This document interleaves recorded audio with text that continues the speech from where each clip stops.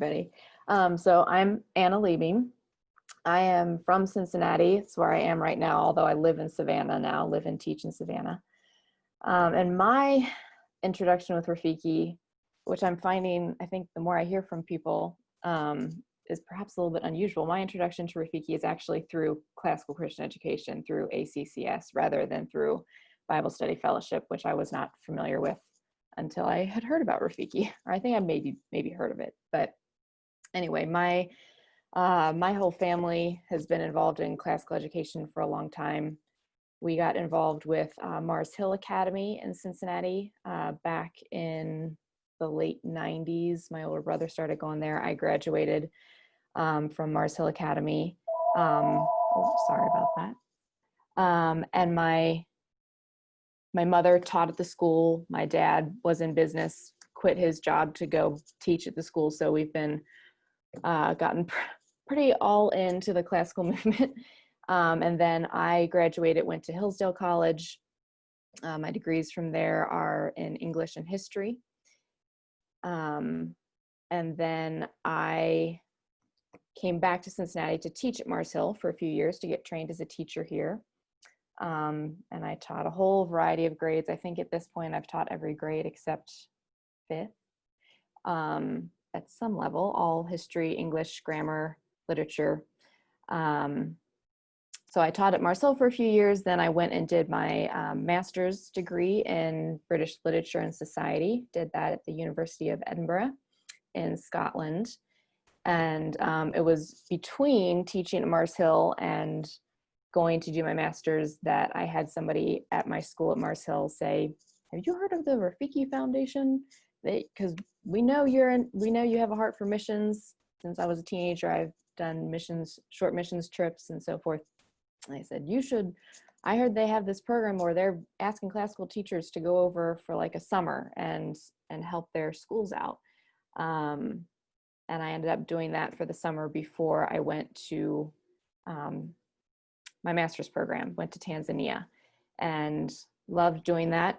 It was hard, but it was really wonderful. And so ever since then, Rafiki has been in the back of my mind as an organization that combines my two great passions of missions and classical education.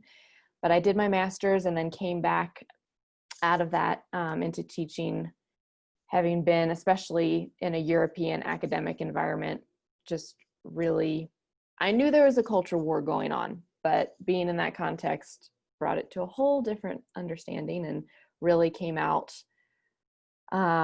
with a passion for teaching with kind of a sense of urgency of the cultural wars that are going on all around the world, and especially with regards to what a couple of you were talking about with regards to being able to communicate and write especially clearly.